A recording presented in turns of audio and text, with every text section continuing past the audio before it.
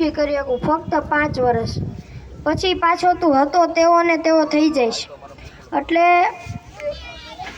જે વાણિયો હતો, ગરીબ વાણિયો, તે કહે કાંઈ વાંધો નહીં, 5 વર્ષ તો સુખી થઈશ. એટલે તે સ્વામી કહે 5 વર્ષ સુખ મળ્યા પછી પાછું દુઃખ ભોગવવું અઘરું પડશે. એ કે ભલે, 5 વર્ષ તો આખી જિંદગીમાં હું સુખી રહીશ.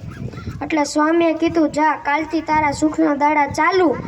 અને તે ઘરે ગયો. તેને એમ થયું કે વાસણ થોડાક વધુ છે, લાઈને વેચીને વેપાર કરું.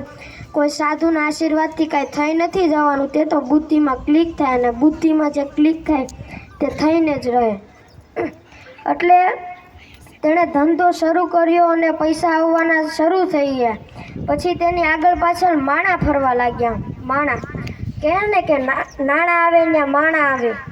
એટલે પછી થોડાક સમય પછી તેને કોઈ ભાઈએ પૂછ્યું કે તારે લગ્ન કરવા છે? તેણે હા પાડી, સારી છોકરી બતાવી લગ્ન કર્યા. પછી તેણે કહ્યું કે હવે લગ્ન પણ થઈ ગયા છે, હવે હું જમીન લઈશ, કૂવો ખોદાવીશ, વાવું ગળાવીશ, જે કાંઈ કરીશ. 5 વર્ષ પછી તો મને તે નથી જ મળવાનું.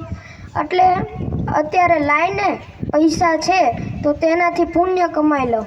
એટલે મોટા મોટા અન્ન ક્ષેત્રો ખોલાવ્યા, મોટા મોટા કૂવા ખોદાવ્યા, વાવું ગળાવી, અને મોટા મોટા પારાયણો બેહાડ્યા, કથા બેહાડી, અને તેવા પુણ્યના કામો કર્યા.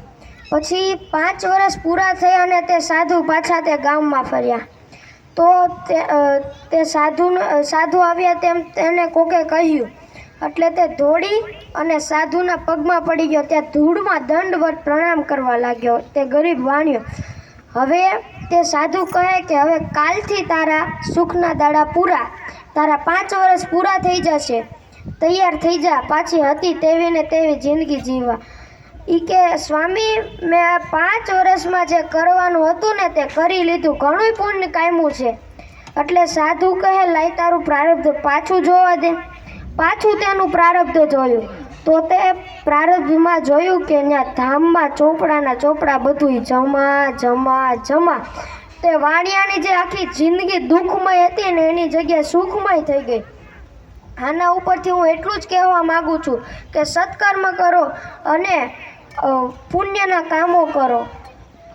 બીજી વાત, વ્યસન, કે તમે વ્યસન મૂકી દો, તમારા માટે નહીં તો તમારા પરિવાર માટે. અસ્તુ.